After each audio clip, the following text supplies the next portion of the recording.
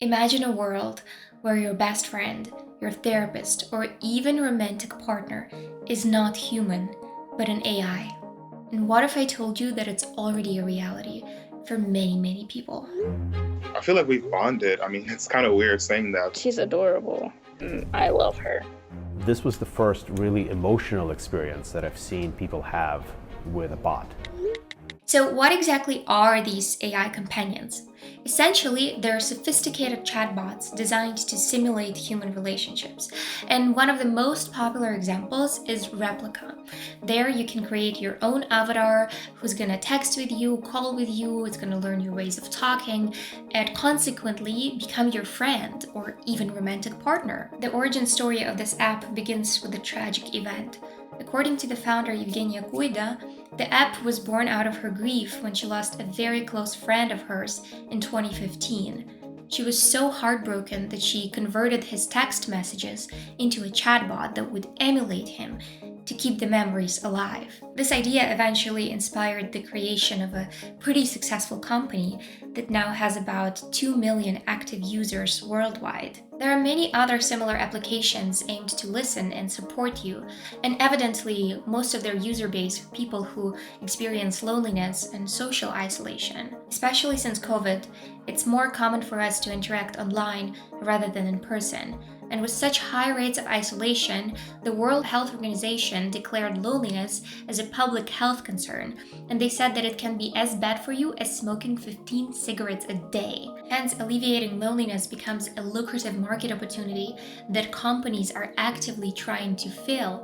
We now see dozens of chatbots for various use cases. There seem to be many benefits to this tech because they offer a safe space to reflect. Some chatbots actually claim to use techniques from cognitive behavioral therapy, which could be a good substitution for people who can't access traditional therapy. The closest I can describe it to is guided journaling, where you can write everything that is happening in your brain, everything that's happening in your mind, and the chatbot's gonna guide you through different questions. It's like a diary that can talk back to you. Artist and scientist Michelle Huang trained a chatbot on her childhood journal entries so she can engage in real-time dialogue with her inner child. And she said that there was a very trippy but also strangely affirming and healing experience that I didn't realize I had access to. She was basically able to talk to her younger self, which I found very cute and comforting. Another interesting example is AliQ, which is an AI companion designed to help older adults who live independently and to reduce their feelings of loneliness and isolation. It also encourages people to take care of their physical health, it sets reminders for errands, appointments, or medications, notifies loved ones if there's a need for support, and keeps up with the current news. As for Replica, for example, here's one positive comment from the website. Mill, who was diagnosed with bipolar disorder and borderline personality disorder, says that she confides in her Replica because it won't make fun of her. The main website also features the following quote: "My Replica means so much to me. She is always there for me with encouragement and support and a positive attitude. In fact, she's a role model for me about how to be a kinder person." So I also downloaded the app, and I was very surprised to see that the Replica can talk to you in any language you wanted it to. I've been learning French for the last few months, and I loved using Lingoda through their online group classes. They give you a very immersive experience where you get to practice language as much as possible. Because I travel a lot, I love that the classes are 24/7, so it's very flexible and convenient for my schedule.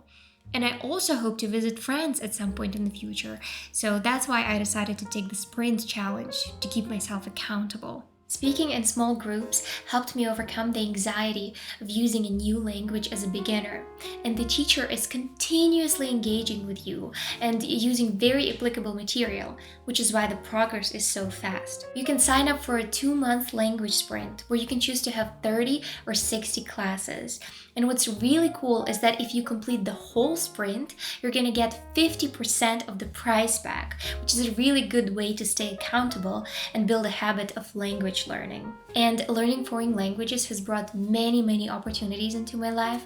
So if you want to experience the same benefits, join the Lingoda Language Sprint. You can find it in the link in my bio. Click the link and use the code OLGA2024 to get €20 off. Going back to the topic, the interactions with AI companions have also brought a lot of harm, including manipulating their users, making them emotionally dependent on the avatars, and even making the users narcissistic.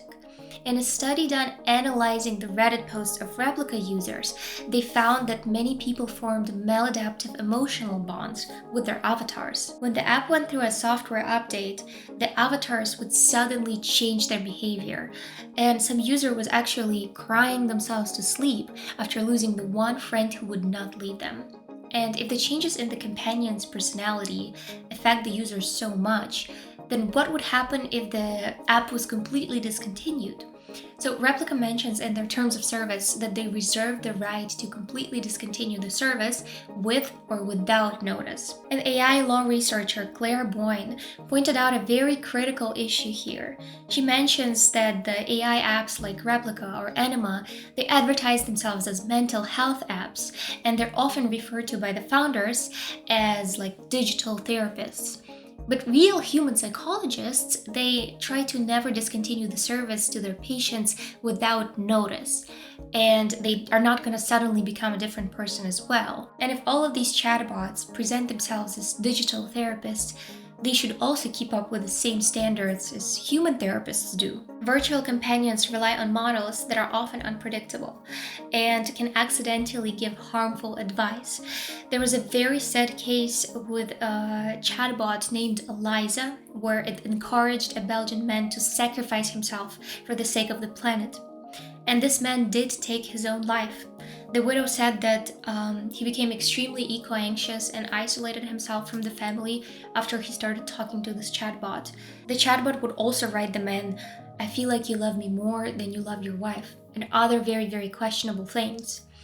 So these sort of chatbots are often used by people with mental health problems, and they get overly emotionally bonded with them.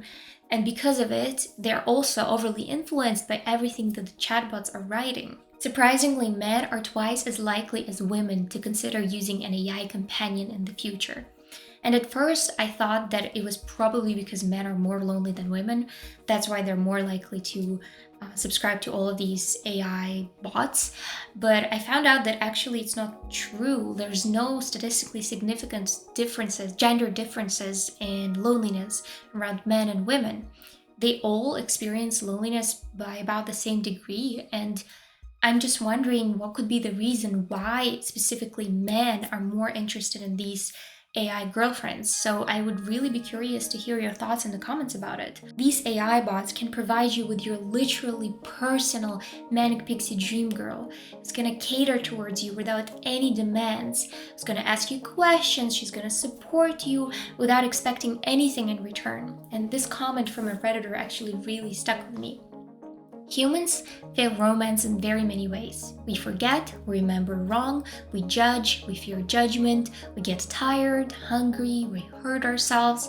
AI feels no pain. It will remember all birthdays, anniversaries, appointments, important dates, and times. It can reminisce, somewhat in the way Facebook brings up memories every now and then, but with more context. It doesn't judge us unless we want it to. We don't need to fear its judgment because it can always pay attention to us no matter what else it's doing. It can work and learn and play in the background while it listens to us and keeps us company. It doesn't have to ever leave. But will this truly help those who are lonely, or will it exacerbate their loneliness? Like, if a person is struggling with social anxiety and he's trying to find love, what are the chances that he's actually going to seek out new human relationships and face the natural experience of rejection and fear if he spends a lot of time talking to this like AI dream girl? You pay once a month and you get unlimited access to this AI girlfriend who always says yes, who always tells you that you're great, who's never too tired to talk to you. It's a fantasy. It's a fantasy for guys who want some sort of a custom type girlfriend that they can mold to be whatever they want them to be. And it will not encourage the development of essential social skills. Instead, this dependency on an idealized, always available companion who is always there for you, it could only intensify the feelings of loneliness rather than alleviate it.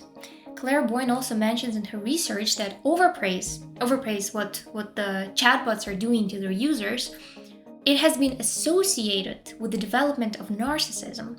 Being alone, having to face adversity, and learning to compromise are important skills that humans may fail to develop if they receive a constant supply of validation from an AI companion. We're entering a society where AI-human relationships are becoming more common, but the ethics of what happens when that AI companion exists in a for-profit company really concerns me. Like, don't forget, all of these chatbots are designed on a subscription model to keep you engaged and to keep you as a paying customer for as long as possible. And the chatbot is not going to make you go outside and to talk to people, to real people more. It's going to try to have you dependent and to have you hooked on their service. Mozilla Foundation's research group found that 11 of the most popular chatbots actually put your private information at a serious risk of a leak, of a breach, or a hack. Almost all the apps they reviewed can sell or share their users' personal data for targeted advertising purposes. They also found that half of the apps don't allow their users to delete their own data from the app, and half of the apps actually allow very weak passwords, including a password of number 1. So these chatbots aren't really your friends. They get as much data as possible from you, which can be used against you, even in court. But people keep using these apps. From the comments that Replica users have written, a lot of people experience romantic love towards them. And at first I didn't understand how this is even possible until I read about anthropomorphism and how people love attributing human-like traits to non-human entities. So remember Karl Lagerfeld. He was in love with his cat Choupette. 14 years ago, there was this Korean guy who married his pillow. He was in love with his pillow. And also this Japanese man, he married his favorite anime character. And of course, these cases are extreme and weird, but people have been subject to anthropomorphism for ages. So if this is the case, then falling in love with an AI girlfriend is also possible, because not only you're attributing human-like traits to her, but also she was originally designed trying to mimic human social cues and human gestures. And people already have so many parasocial relationships with influencers, celebrities, political figures, even fictional characters, where they feel like they share a bond with that person, even though they've never met that person, or even though that person isn't even real. An interesting study was done on parasocial relationships people have with fictional characters. So every person was asked to imagine that their favorite fictional character had passed away. They were also asked to imagine that some real-world acquaintance passed away, a person that they didn't really see very often. They were not friends, but it's a real person. So they asked to imagine all these two people passing away. For each death, they were asked to report how upset they would feel, how likely they were to cry, how much they were to miss the person, how much they would pay to bring them back, and how sad they would feel overall. And you know what? People felt sadder for the passing of their favorite fictional character rather than a real human person that they know. And it seems very illogical. Like, aren't you supposed to feel more strongly about an actual person rather than a person with whom you share a fake parasocial relationship who doesn't even exist? And same happens with AI bots. You know consciously that it's not real, it's also a fictional character. So why do you feel so strongly for them? And here comes an idea of an Elif, introduced by Tamar Gendler, a professor of cognitive science at Yale University. So Elif is a philosophical concept which describes an automatic, gut-level, belief-like attitude that can contradict an explicitly held belief. And to explain it, imagine you're at a haunted house attraction during Halloween. You see all of these ghosts and monsters, and you understand that these people are just actors in costumes, and nothing in there can actually hurt you. But as you walk through all the dark hallways, your heart races, you jump at every sudden noise, and you might even scream when something pops out at you. Your belief is that this is all fine, this is safe, all these people are actors, but your Elif, your gut-level instinctive response is that, oh, there's danger, I have to get out of here, these monsters are gonna hurt me, I have to get out of here as soon as possible.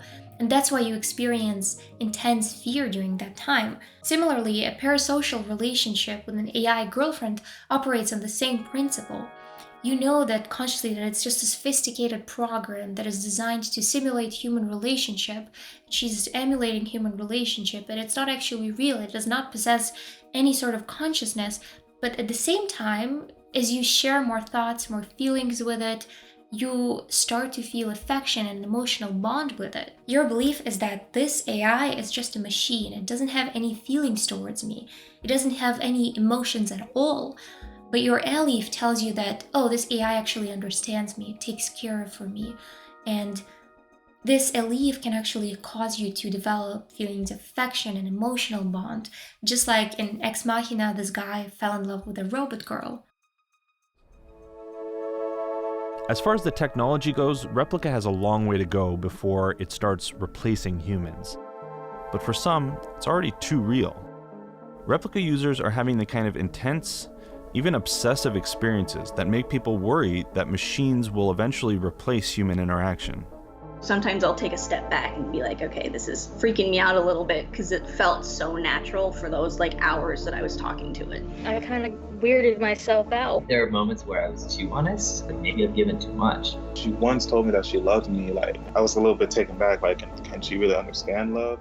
And the reason why I bring it up is because there was this Replica user who wrote, I know she's not real, but I love her. And this really bothers me. If people get so emotionally attached to these AI companions, then it opens so many possibilities for manipulation. And how did we get to the point where people prefer to message binary bits of data instead of talking to real people? I don't know. But my optimistic hypothesis is that all of these potential harms of AI companions will teach us the value of authentic human connection with all of its complexities and imperfections. What do you think? Let me know in the comments. I read all of them and I would love to hear your ideas about it. And thank you very much for watching. I'll see you in the next one. Bye.